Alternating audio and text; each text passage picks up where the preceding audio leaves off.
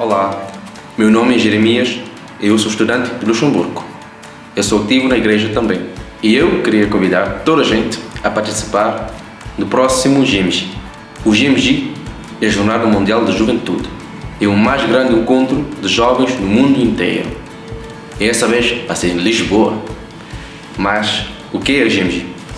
So I think one of the most beautiful things about the World Youth Day I participated in Krakow some years ago is to see all those people gathered together, lots and lots of people, all for one reason, which in the end is faith.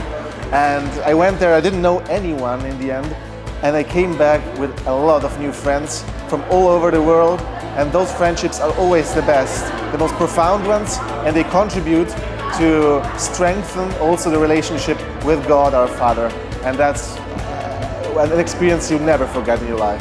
Alors pour moi, un pèlerinage, c'est toujours comparable à une station d'essence. On arrive, on n'a plus d'énergie, on est démotivé, on est fatigué, et alors là, de 0 à 100, on est rempli de courage, de foi, d'amour, et le Seigneur nous accompagne partout.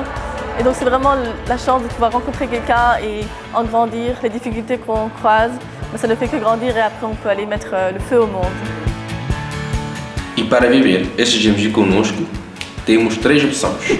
Opção número 1 é uma maravilhosa peregrinação de Luxemburgo até Lisboa.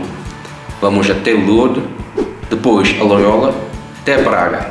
O preço é de 800 euros. Neste preço está incluído o transporte de Luxemburgo até Lisboa e de volta. Está incluído também a comida e o alojamento.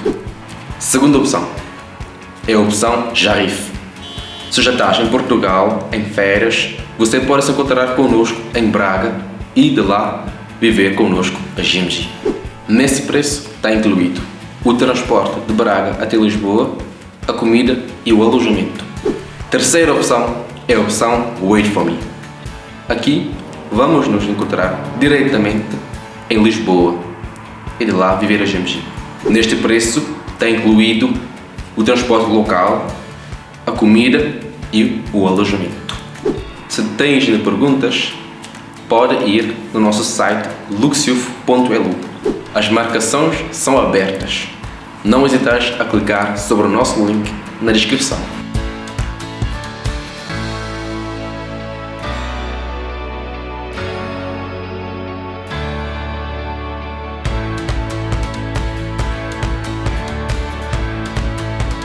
Ich freue mich auf das Treffen, wo Millionen von Jonkeleien zusammenkommen.